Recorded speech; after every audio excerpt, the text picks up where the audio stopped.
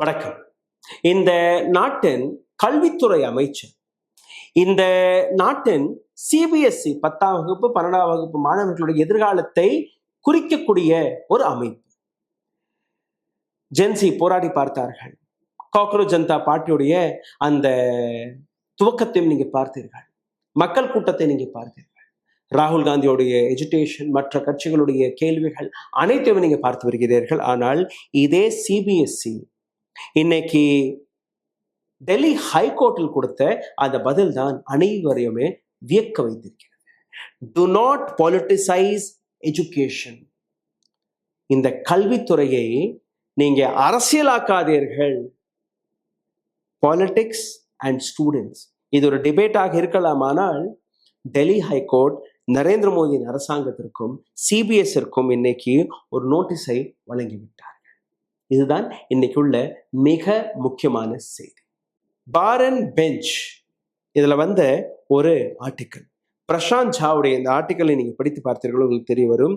Delhi high court ஒரு மிக முக்கியமான இஷ்யூவை நோட்டீஸ் செய்து சிபிஎஸ்இ மற்றும் சென்ட்ரல் கவர்மெண்ட் ரெண்டு பேருக்குமே நோட்டீஸை வழங்கியிருக்கிறார்கள். காரணம் என்ன?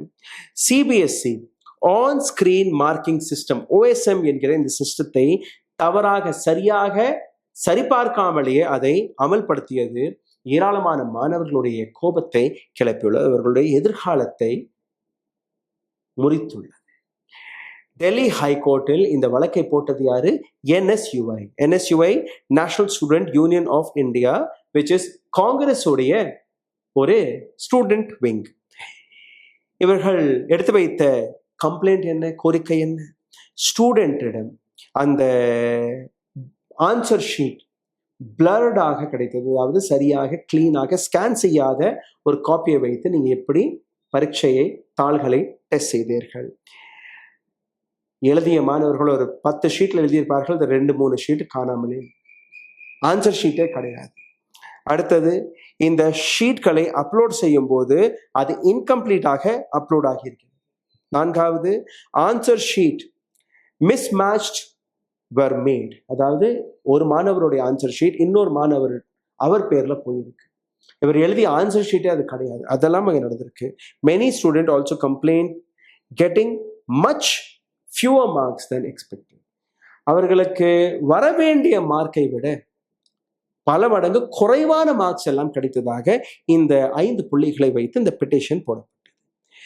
இனி சிபிஎஸ்இ இவருக்கு சாதகமாக ஆதரவாக MA நியாசி அவர் சிபிஎஸ்இக்காக அங்கே ஆஜராகிறார். இது ஒரு பப்ளிக் லிட்டிகேஷன், பப்ளிக் இன்ட்ரெஸ்ட்ல போடப்பட்ட லிட்டிகேஷன். இதை நீங்க சீரியஸாக எடுத்துக்கொள்ளக்கூடாது. உடனடியாக அர்ஜென்ட் பேசிஸில் இதை பார்க்கவே கூடாது. இது சிபிஎஸ் எடுத்து வைக்கக்கூடிய வாதம்.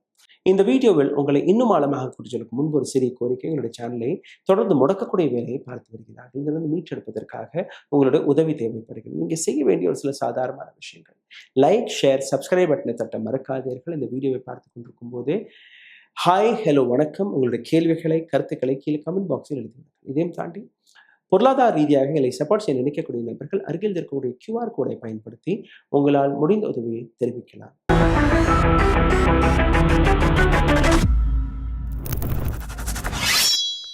இது மட்டுமல்ல, இந்த பெட்டிஷனை லீகலாகவே நீங்க அக்செப்ட் செய்யக்கூடாது. காரணம், இந்த பெட்டிஷனை போட்டது ஒரு அரசியல் கட்சி. அப்ப அரசியல் கட்சி போடுவதெல்லாம் நீங்க ஏற்றுக்கொள்ளக்கூடாது. சிபிஎஸ்இ இந்த விஷயத்தை எடுத்து வைத்திருக்கிறது. அதாவது மாணவர்களுடைய கேள்வியை எடுத்து வைத்தால் நீங்க ஒரு அரசியல் கட்சி, அப்ப நீங்களும் அரசியல் கட்சி தானே, அரசியல் கட்சியை சார்ந்த எஜுகேஷன் மினிஸ்டர் தானே, எதற்காக நீங்க ரெசிக்னேஷனை கொடுக்கவில்லை? காக்ரோச் ஜனதா பார்ட்டி நேற்று யூட்டர்ன் அடித்து விட்டது. 6ஆம் தேதி மாலை 5 மணிக்குள் நீங்க ரெசிக்னேஷனை கொடுக்கவில்லை என்றால் நாடு முழுவதும் இந்த போராட்டம் வெடிக்கும் என்று கூறினார் அபிஜித் தீப்.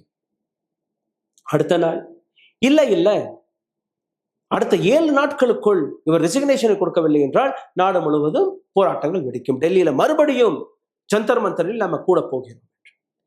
அடுத்த நாள் லைவ்ல அப்படியே யூட்டர்ன் அடித்து அடுத்த வாரமும் அவர் ரெசிக்னேஷன் கொடுக்கவில்லை என்றால் கவலைப்படாதீர்கள், நாம் ஒவ்வொரு மாநிலத்திற்கும் போவோம், தமிழ்நாட்டுக்கு போவோம், மகாராஷ்டிராவிற்கு போவோம், கேரளாவிற்கு போவோம், ஜம்மு அண்ட் காஷ்மீருக்கு போவோம், மத்திய பிரதேசத்துக்கு போகலாம், ராஜஸ்தானுக்கு போகலாம், பஞ்சாபிற்கு போகலாம்.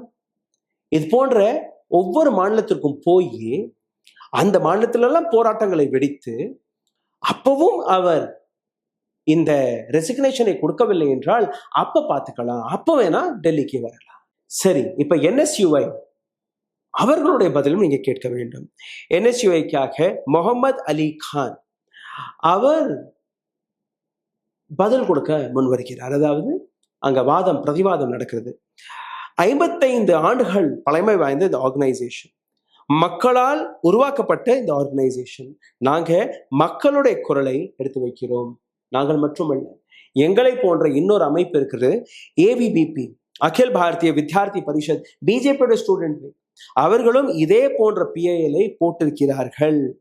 அப்போ டெல்லி கோர்ட்ல, ஹைகோர்ட்ல மாணவ அமைப்புகள் அவர்கள் இது போன்ற போராட்டங்கள், இது போன்ற கேள்விகள், இது போன்ற வழக்குகளை போடுவதற்கான முழு அதிகாரம் இருக்கு. அடுத்த ஹியரிங் ஜூன் 12 நடக்க போகிறது. ஆனால் இந்த இடத்துல நீங்க பார்த்தீர்கள்னா, NSUI has told the court that students whose answer sheets were missing, blurred or evaluated incorrectly should be given compulsory marks. Compensation அவர்கள் கிடைக்கவே, காம்பன்சேஷன் வழியாக அந்த மார்க்ஸ், அதாவது இது உங்களுடைய மிஸ்டேக், உங்களுடைய சிஸ்டம் மிஸ்டேக். பிளர்ட் ஸ்கேன் நடந்திருக்கு, ஆன்சர் ஷீட் தவறாக இருக்கு, அல்ல ஆன்சர் ஷீட் முழுமையாக ஸ்கேன் ஆகவில்லை, இது யாருடைய தவறு? உங்களுடைய தவறு. அப்ப நீங்கள் தான் அதற்கான பொறுப்பை எடுத்துக்கொள்ள வேண்டும். The petition has also demanded an independent inquiry, meaning the matter should be given to investigation by an independent agency or authority. ஒரு இண்டிபெண்டாக யாருக்குமே ஒரு நடுநிலையில் இருக்கக்கூடிய ஏஜென்சி அல்ல அத்தாரிட்டிக்கு அதற்கான ஆய்விற்கான பெர்மிஷனை கோர்ட் கொடுக்க வேண்டும். The petition has also stated that in case where students have doubts about the scanner or scan sheets, manually rechecking and physically verification should be done. இப்போ என்ன நடக்கிறது?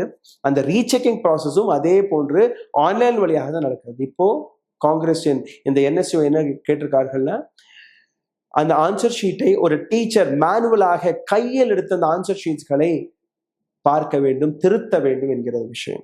இதை தாண்டி நீங்க பார்த்தீர்கள்னா அந்த OSM விஷயத்தை முற்றிலுமே அகற்ற வேண்டும். இந்த இடத்துல டெல்லி ஹைகோர்ட் என்னொரு விஷயத்தை கவனித்திருக்கிறது. 3,87,399 ஸ்கேன்கள்ல இருந்து கம்ப்ளைண்ட் வந்தது 1,27,146. அப்போ ஒரு நபர் 2 நபர் கிடையாது, ஒரு சில நபர்கள் இந்த கம்ப்ளைண்ட் எடுத்து வைக்கவில்லை. Majority of the students are complaining the same.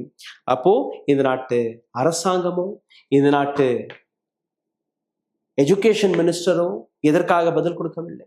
இப்ப CBSE இல்ல இதை அரசியலாக்காதீர்கள். அப்ப அரசியலாக்கவில்லை என்றால் கேள்வி கேட்பது யாரு? இதை நீங்க பொலிட்டிசைஸ் ஆக்கி இந்த காக்ரோச் ஜனதா பார்ட்டி எல்லாம் போராடக்கூடாது. அப்ப யார் போராடுவார்? சிந்தித்து பாருங்கள். இந்த நாட்டு மாணவர்களுடைய கோபத்தை ஜந்தர் மந்தரில் இந்தியா பார்த்து விட்டது. இந்த கோபத்தை இன்னும் தூண்டக்கூடிய விஷயத்தை இந்த நாட்டு அரசாங்கம் பார்க்குமா? அல்ல இந்த நாட்டு மாணவர்களுடைய பிரச்சனைகளை புரிந்து கொண்டு அதற்கான சமாதானத்தை தேடி தர்மேந்திர பிரதானுடைய ரெசிக்னேஷன் வழியாக மாணவர்களுக்கு ஒரு நம்பிக்கையை கொடுக்குமா நரேந்திர மோடியின் அரசாங்கம்? நன்றி, வணக்கம். ஊடகம் கார்ப்பரேட் அரசியல்வாதிகளின் கைப்பாவையாக அடிமைகளாக இருந்தது போதும், இனி சாட்டை எடுத்து சுழற்றும் நேரம் வந்துவிட்டது. ஊடகம் பொதுமக்களாகிய உங்களுக்காக, உங்களாலேயே இயக்கப்பட வேண்டும். ஊடக சுதந்திரத்திற்காக உங்களின் பங்களிப்பை இன்றே அளித்திடுங்கள்.